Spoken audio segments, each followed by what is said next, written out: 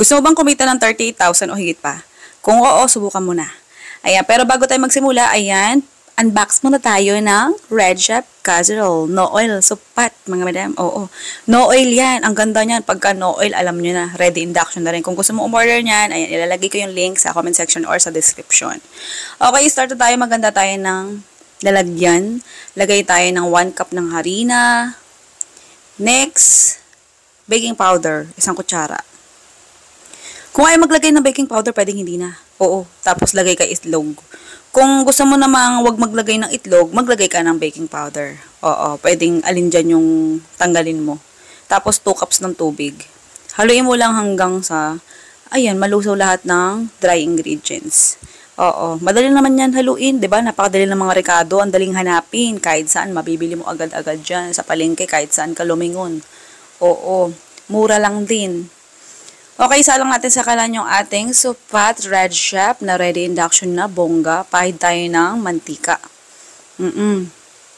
Konti lang Sa unang beses ka lang magpapahid ng mantika Oo, para hindi kasi masira yung non-stick mo. Oo, sa init, kaya naglalagay tayo. Pero kung trip mo wag maglagay ng mantika, pwede rin naman. Oo.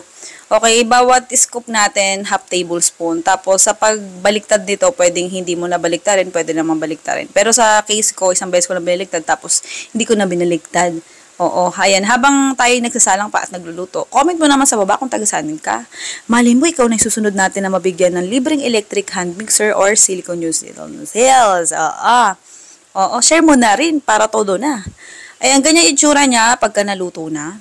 Ang daming magagawa sa recipe na to. Sa 1 cup lang, alam nyo ba, 85 pieces ang magagawa mo, o di ba bongga? Tapos ibenta mo ng piso bawat isa.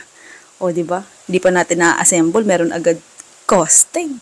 Kung gusto mo malaman kung kung magkano yung pinakakabuang costing nito, nasa dulo ng video pwede mo i-forward. Yung gatas na pinangpahid ko, pwedeng wag ka na maglagay kasi mas para siyang basa-basa na nagtutubig pag may gatas. Kaya wag mo na lagyan.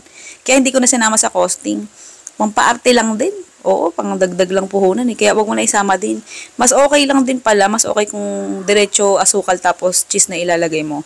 Tapos toothpick kailangan talaga yan. Pero kung meron kang ibang gusto na gamitin na pang dyan, oo, pang fold o pang lock, pang sealed, gamit ka. O kaya balat ng balat ng saging, pwede mo gamitin yun.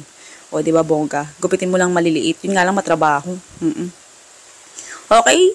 Ito na lantakan natin. Bongga na yan. Kung gusto mong itinda, ito na listahan ng recipe at costing. Ang pangalan recipe natin ay Cheesy Classic Crepe. Ito naman yung gusting. O sige na, goodbye, good luck. Love you.